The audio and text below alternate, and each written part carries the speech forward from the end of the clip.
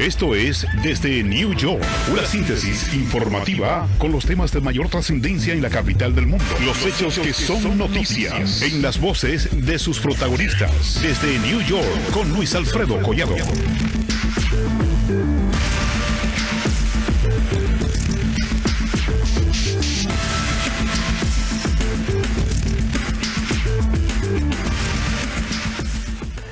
Saludos y bienvenidos a Desde New York, nuestro primer programa de este año, aquí en Canal América. Hoy es sábado 4 de enero del 2025 y más adelante le contaremos cuáles leyes entran en vigor en este nuevo año, qué tipo de robos ha disminuido en la ciudad y qué puede causar retrasos en el mantenimiento del metro de la Gran Manzana. Esto y mucho más a continuación.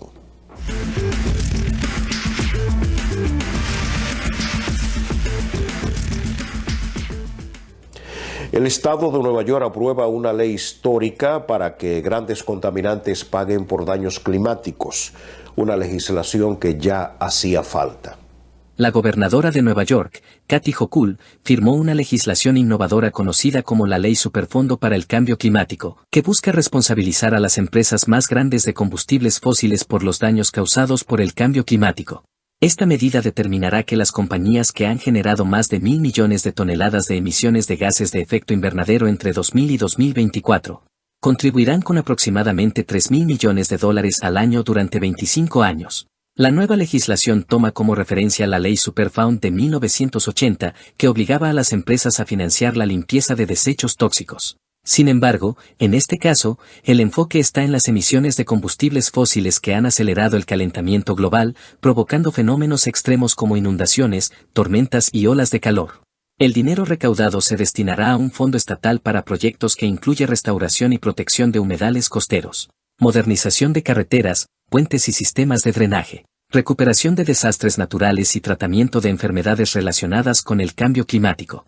Expertos legales anticipan que la ley será impugnada en los tribunales.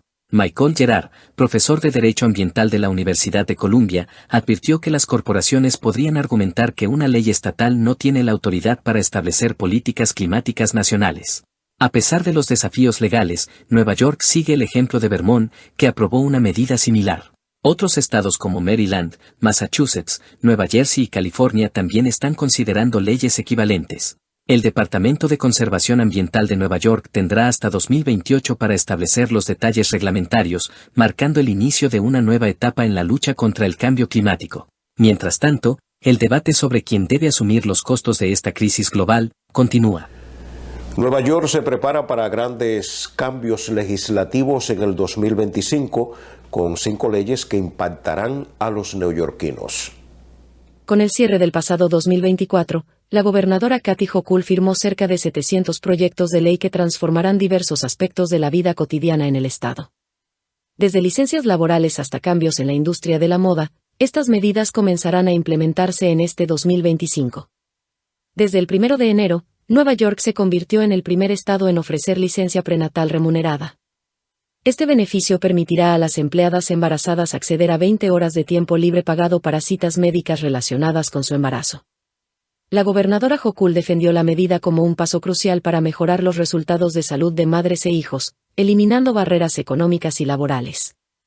Desde el inicio del año, los copagos para la insulina cubiertos por seguros médicos regulados por el Estado serán eliminados. Esto posiciona a Nueva York como el primer estado en tomar esta medida, que podría ahorrar hasta $14 millones a los neoyorquinos afectados por diabetes. La iniciativa busca garantizar que los pacientes tengan acceso a los medicamentos esenciales sin restricciones económicas. La industria gastronómica también se verá impactada positivamente. A partir del próximo mes de febrero, una nueva ley prohibirá la reventa de reservas sin la autorización de los restaurantes. Esto promete reducir el caos causado por la especulación en el mercado secundario, ayudando a los restaurantes a manejar mejor sus operaciones y asegurando a los comensales una experiencia más justa. También en febrero, otra legislación facilitará la cancelación de membresías en gimnasios. Las empresas deberán procesar las solicitudes de cancelación y reembolsos en un máximo de 10 días hábiles y ofrecer métodos más accesibles para gestionar estas solicitudes. Esta medida apunta a proteger a los consumidores de contratos complicados y políticas opacas. En junio, entrarán en vigor nuevas regulaciones para la industria de la moda. Estas garantizarán que las agencias de modelos trabajen en el mejor interés de sus clientes, implementen protocolos contra el acoso y limiten el uso de manipulación de imágenes con inteligencia artificial.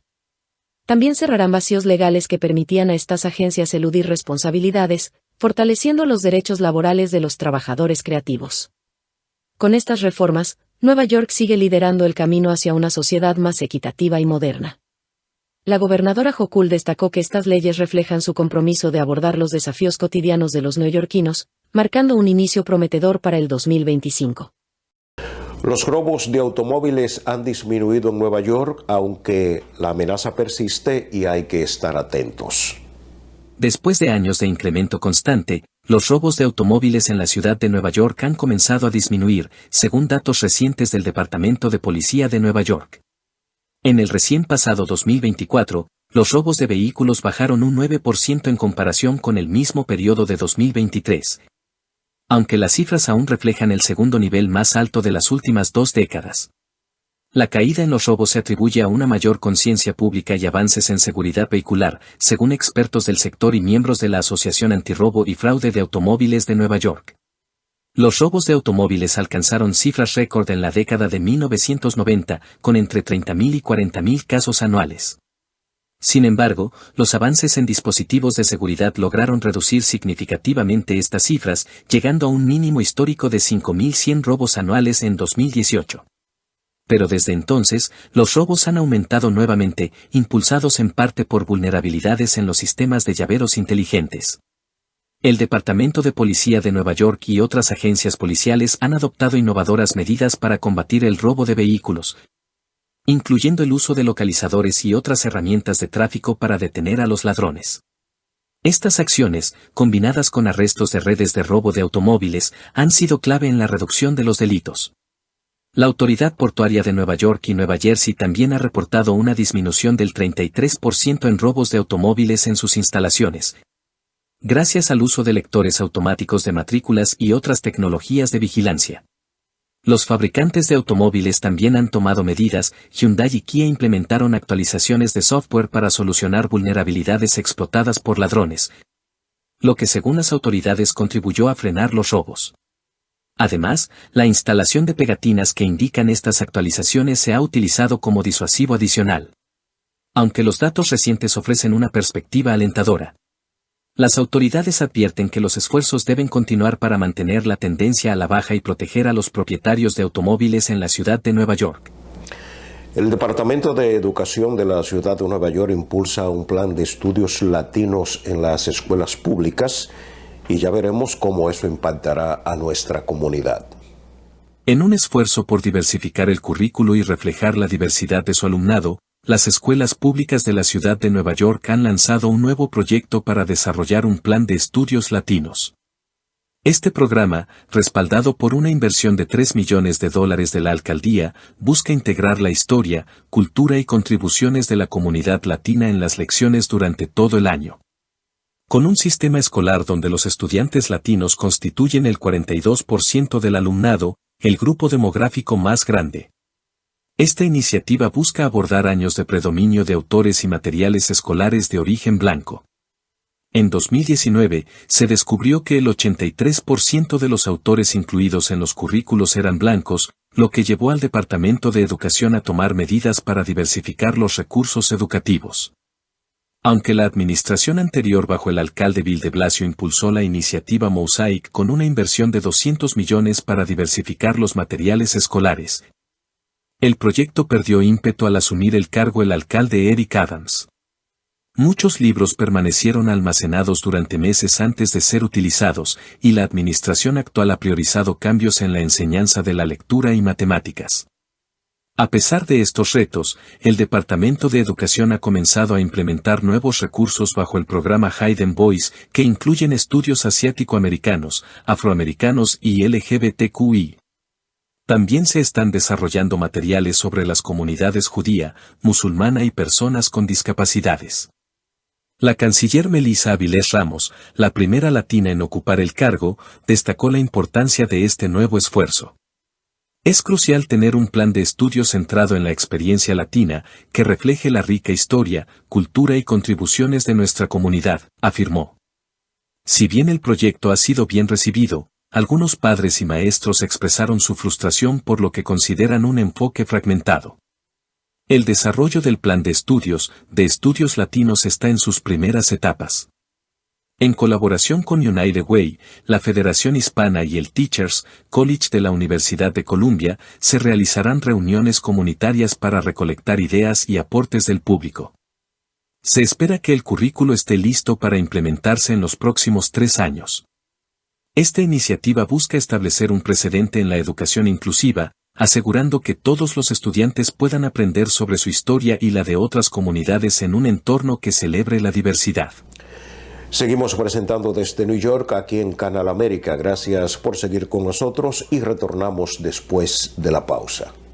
Saludos mi gente, soy Idanis Rodríguez. Hoy junto con el alcalde Eric Adams, con la policía de la ciudad de Nueva York, con un mensaje: reduzcan la velocidad y de esa forma estarán ustedes seguros, los peatones y los ciclistas también.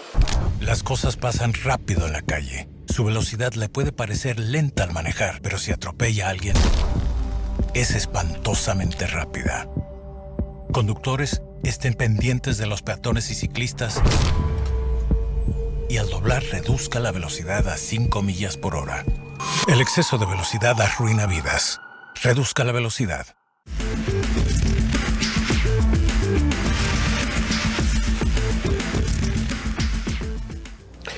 Una preocupante denuncia de abusos en una prisión de Nueva York se ha conocido después de la muerte a golpes de un recluso que ya estaba esposado.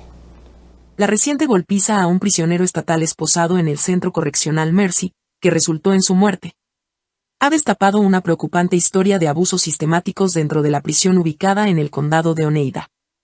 Según informes y testimonios, estas prácticas han sido una constante durante años.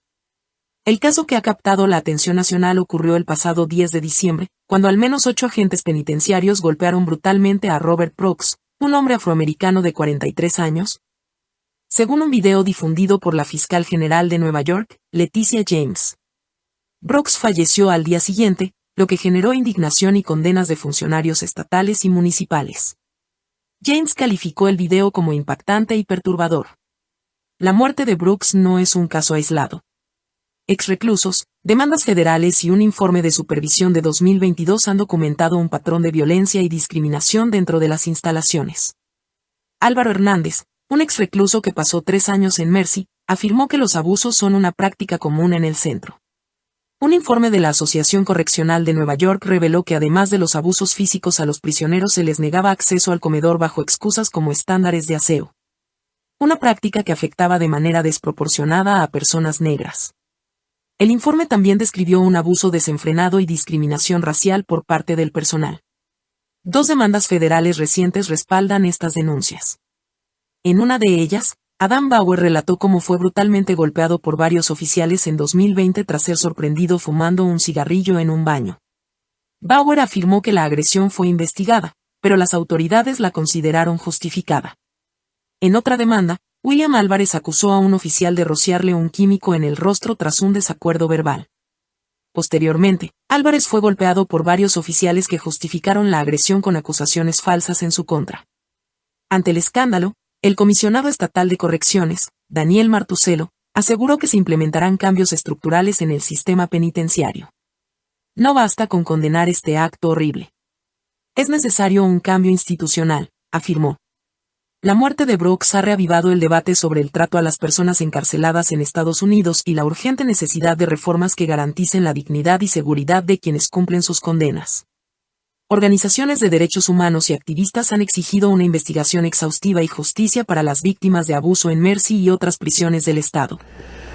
Las autoridades de salud hacen un llamado a reforzar la prevención de enfermedades de transmisión sexual tras preocupantes cifras registradas el año pasado.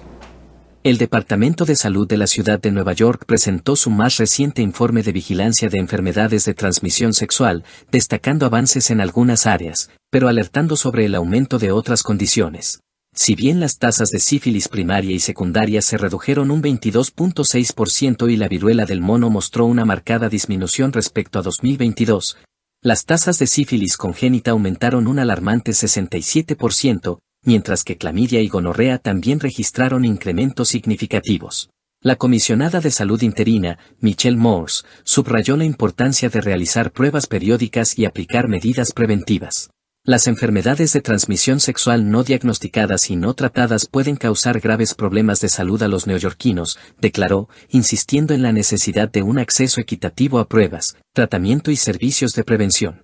El informe detalla que la clamidia aumentó un 8% entre los hombres y un 5.4% entre las mujeres, con el 56% de los casos femeninos concentrados en jóvenes de 15 a 24 años. Por otro lado, la gonorrea registró un aumento del 15,9% entre los hombres y un 1,1% entre las mujeres. Las disparidades raciales, de género y socioeconómicas persistieron, con vecindarios como Chelsea, Hunts Point y Central Harlem reportando las tasas más altas de estas enfermedades.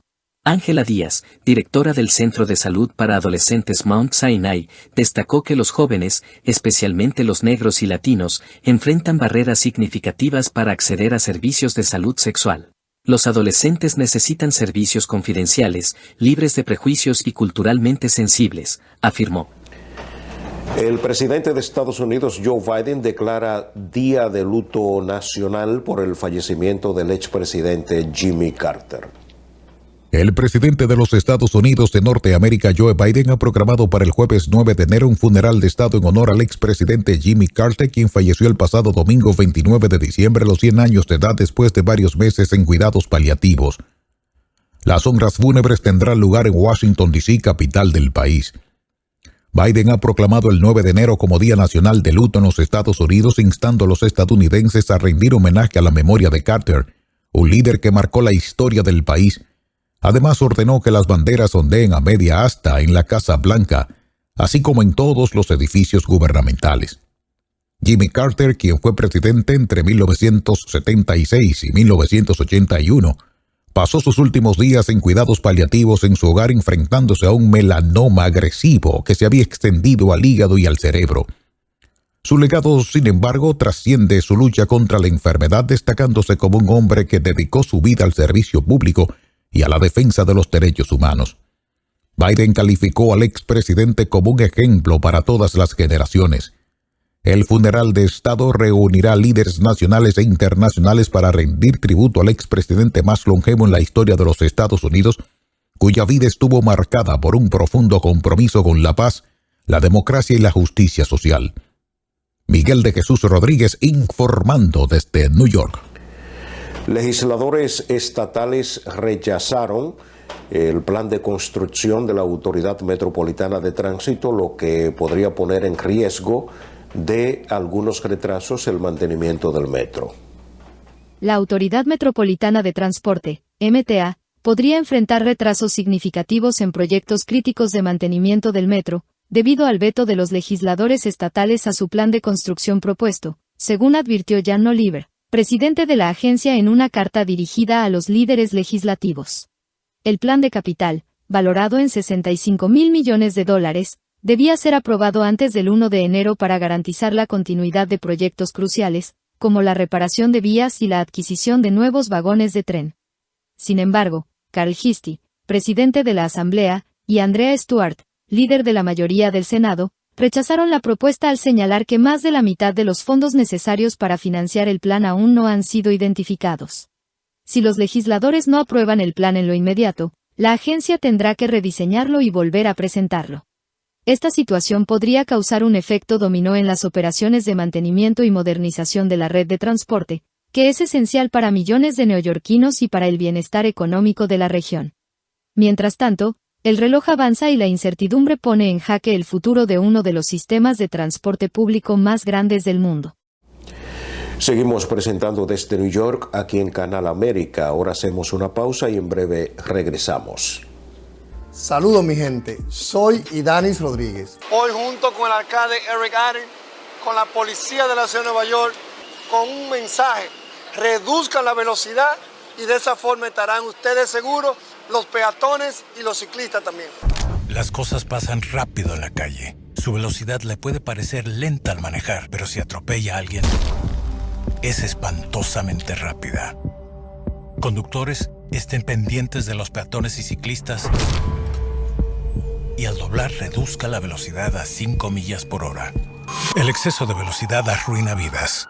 Reduzca la velocidad.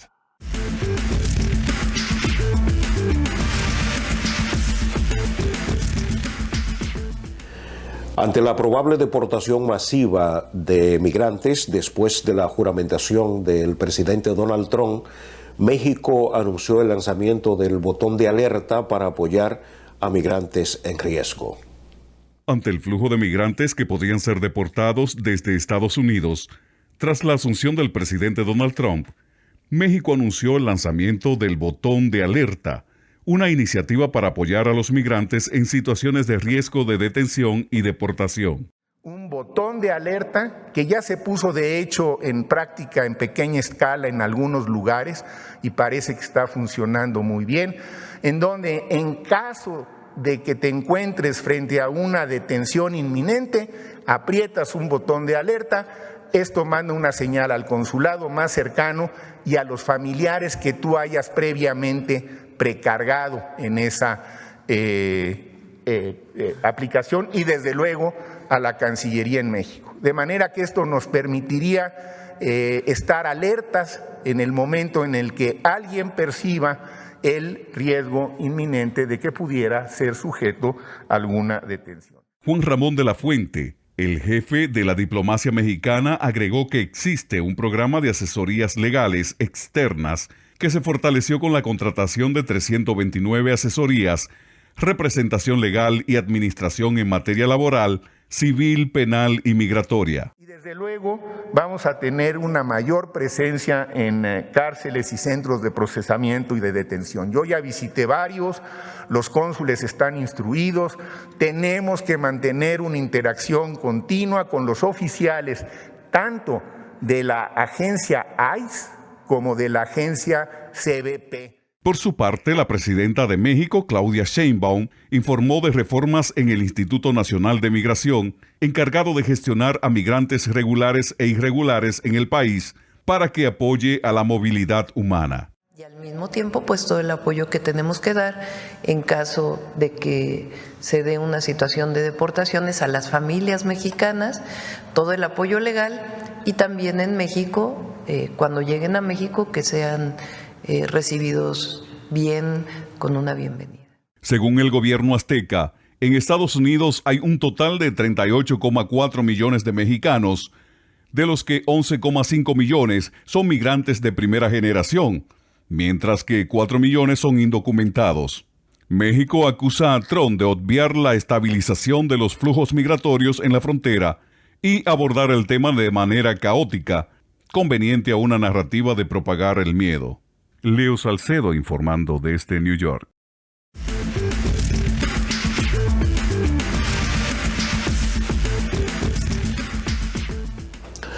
Los recientes apuñalamientos en el metro de Nueva York ocurridos el pasado 1 de enero, día de Año Nuevo, han encendido nuevamente las alarmas sobre la seguridad en el transporte público de la ciudad, a pesar de que las estadísticas oficiales indican una disminución del 5,4% en los delitos en el tránsito, esto en comparación con el año pasado, 2023, pero la percepción de inseguridad entre los usuarios sigue en aumento.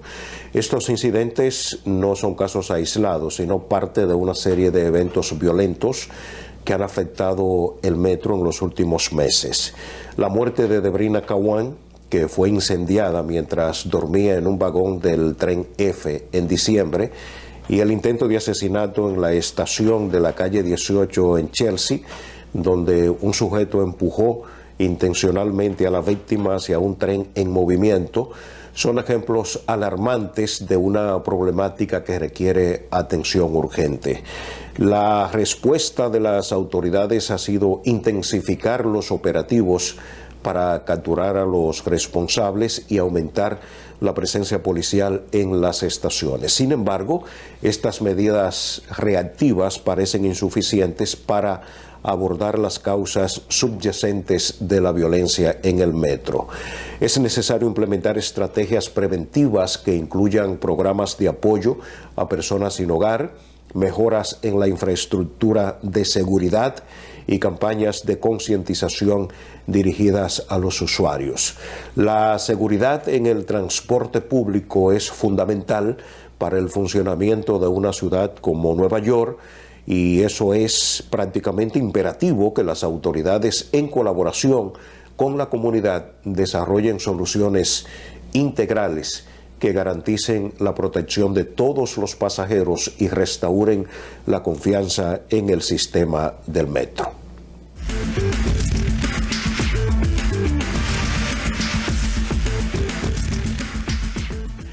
El reciente nombramiento de John Shell como jefe de la policía de la ciudad de Nueva York, un policía conocido por su franqueza, está planteando interrogantes sobre el rumbo que tomará la policía bajo su liderazgo. La elección de un líder con una reputación de hablar sin rodeos podría indicar una intención de abordar los desafíos de la ciudad de manera directa y sin ambigüedades. Sin embargo, es fundamental que esta franqueza se traduzca en acciones que promuevan la transparencia, la responsabilidad y la construcción de puentes con las diversas comunidades de la ciudad. La ciudad de Nueva York necesita un liderazgo policial que equilibre la firmeza con la empatía, garantizando de esta forma la seguridad mientras se respeten los derechos civiles y se fomente la confianza pública. Así que solo el tiempo dirá si el nombramiento de Shell cumplirá con esas expectativas.